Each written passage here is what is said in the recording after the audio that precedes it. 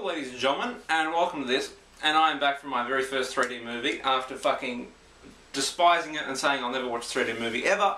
Gave in and watched one, and 3D effects, it's alright, it's bearable. I thought it would give me a massive headache, but this came the other day, Game Rewards voucher in Australia, the game. So I got a voucher for $27.50, which will go towards my Saints Row 3 Platinum Edition, because I need that like cocaine. Also got, what have I got? Captain America, Super Soldier, promo disc, review copy, whatever you want to call it, with all the downloadable stuff. Also got all these codes for games. Galaga DX, Deadliest Warrior Legends, Half Minute Hero, and Missplosion Man. To top off, I've already downloaded From Dust. The game's fucking hard as hell. And the newest edition of Game Informer. I do buy the Game Informers now, primarily because they put me on their website, but hey, I do like Game Informer. Now this review is going to be downloadable content for Fallout New Vegas, which is an awesome game. Even though I talk so much shit about it, it's unbelievable. Fallout New Vegas Old World Blues. Now with Obsidian and downloadable content, I've been quoted as saying that they suck and they should stop doing it and they should learn how to do downloadable content, and they have learnt.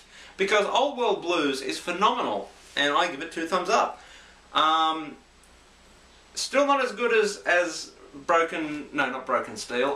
Point Lookout from Fallout 3, that was my favourite downloadable content. Which is a shame, but it's still pretty awesome. It doesn't continue the story, if that's what you're wanting. So if anyone from Obsidian or Bethesda even is listening to this or watching this, why? I know it kind of makes your choices mean more. I mean, towards the end of the game, because the game will end.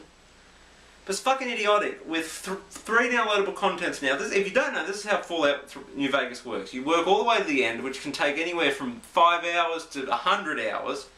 You could literally play this game for like 1,000 hours if you wanted to. There's no time limit, there's no nothing. It's not linear, it's all open world, all that kind of stuff. So you could do that, and then you can get to the end of the game and you got to pick a side, and you can pick your side, and then the game ends. Or you go through that last mission and the game ends. Now unless you save it, which a lot of people do, fair enough, you can't get back. Which sucks. And that means, for those of you who don't know, Fallout New Vegas Dead Money, if you do one thing, which is, if you do it, you're pretty idiotic, and I've done it for the first time because I didn't bother reading it, you lock yourself in a vault, spoiler alert, and you can't get out.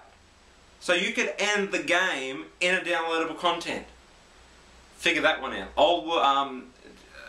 Honest Hearts, I thought it was crap. You could beat that in 20 minutes if you wanted to. There was nothing. There was a couple of new weapons that were pretty much just people's versions of. You know, there really wasn't that much to it. But Old World Blues is awesome. You start off by going to this movie projecty thing at 12 o'clock at midnight, and the next thing you know, you wake up in this science lab with your brain's gone, your spine's gone, and your heart's gone.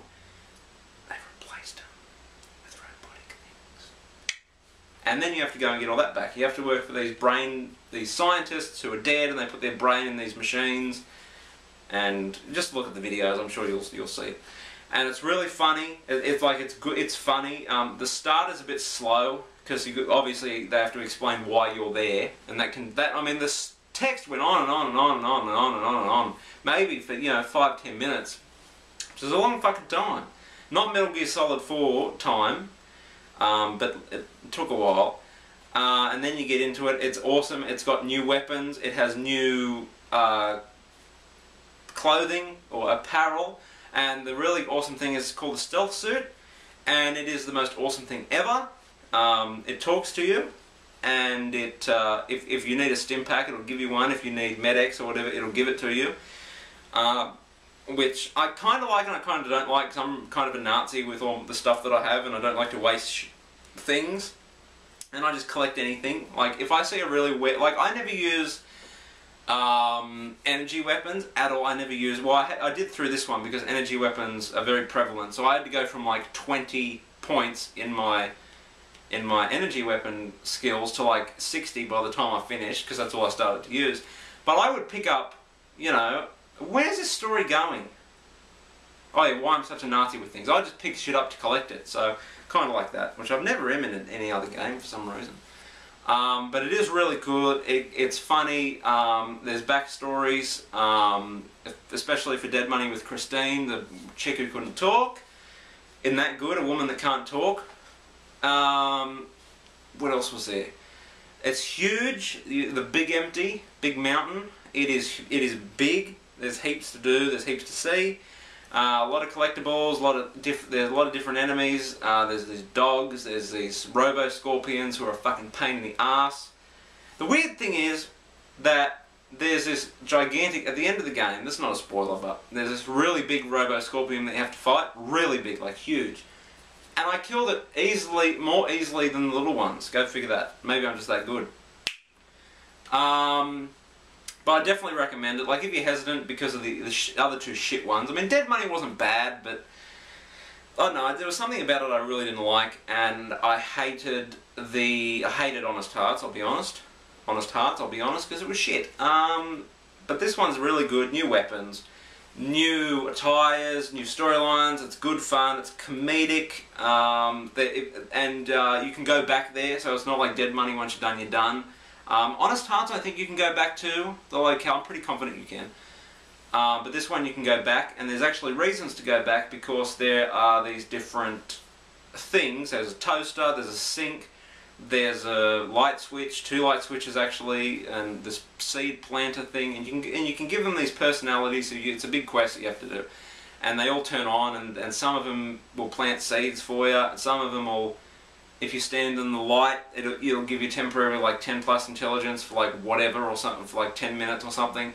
The toaster wants to take over the world. There's this little robot thing that turns mugs. If you bring him back mugs, he'll turn it into empty syringes and... can't remember. There's a book chute that if you bring back books, it'll turn them blank and give it to you as a blank book. And then if you have 20 blank books, you can turn those blank books into skill books. But those recipes you have to go and get. But you'll find them along the way. It's an awesome downloadable content. 2 thumbs up. Go and check it out. Fallout New Vegas. Any problems with it? I don't think I had any problems with it. Except for the radio. It kind of got really repetitive really quick, which sucks. But that's such a small thing. So until next time, ladies and gentlemen, have a good one. Rate, comment, and subscribe. I'm out. Au revoir.